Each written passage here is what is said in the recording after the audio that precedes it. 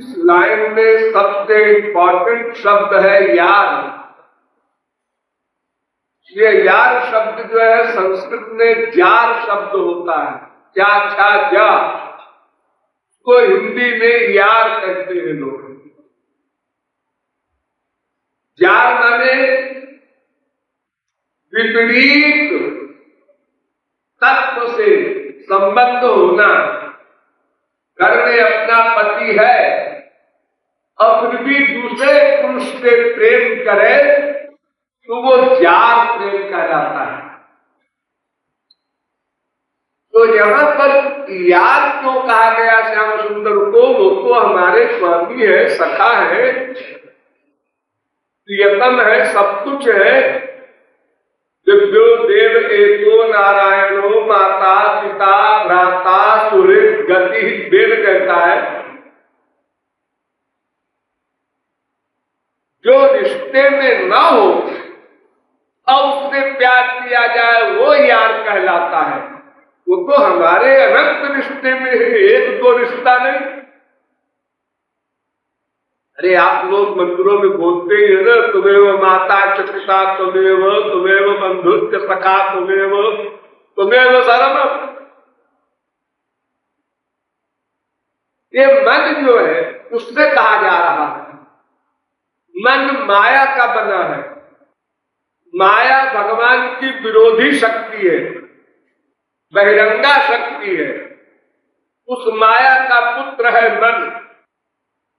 तो नियमानुसार मन को संसार से प्यार करना चाहिए, यानी संसारी माँ बाप बेटा स्त्री पति धन प्रतिष्ठा रसगुल्ला, ये संसारी वस्तुओं से ही मन का प्यार होना चाहिए, नेचुरल। और होता भी है। 99.9% लोगों का है ही है। अरे यहाँ जो आए हैं और ठाकुर जी को यार कह रहे हैं, उनका भी संसार में प्यार है ही। किसी का कम है, किसी का अधिक है। तो मन का प्यार संसार में होना चाहिए, क्योंकि संसार माया से बना है और मन माया से बना है। ये सजातीय है।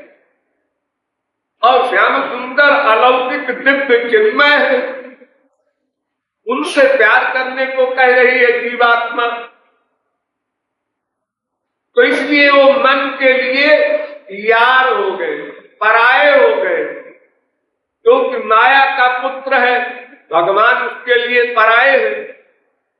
लेकिन जीवात्मा की चालाकी ये है कि हमारा काम तो बन जाएगा। अगर ये गदामा मन मेरी बात मान ले और श्याम सुंदर को यार मान ले, प्यार कर ले, तो जीवात्मा का जो लक्ष्य है परमात्मा की प्राप्ति, उनकी सेवा की प्राप्ति, ये हल हो जाएगी। इसलिए मन को संबोधित करके कहा जा रहा है कि मन तेरो साचो यार, सच्चा यार। और साचो यार का मतलब होता है जो बिना स्वार्थ के अपने मित्र की, अपने प्रिय की रक्षा करे, बिना स्वार्थ के।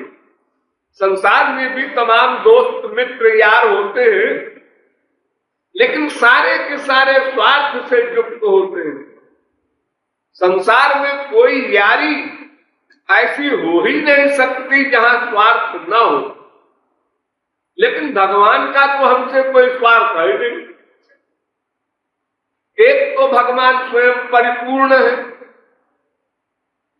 दूसरे हमारे पास देने के लिए जो कुछ है वो सब गंदा, इतना गंदा कि हमें स्वयं भी अपने आप को सोच करके घृणा होती होगी।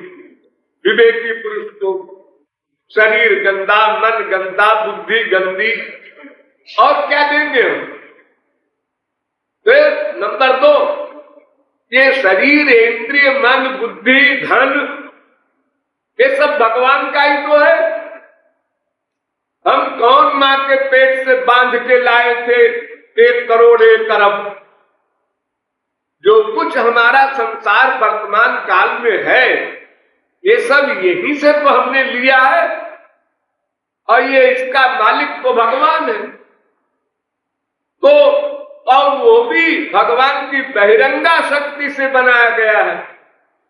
भगवान तो उस माया से दूर रहते हैं। विलग जमानया, वो शर्म के मारे आगे नहीं जा सकती माया। माया परैत्यभिमुखे च विलग जमाना।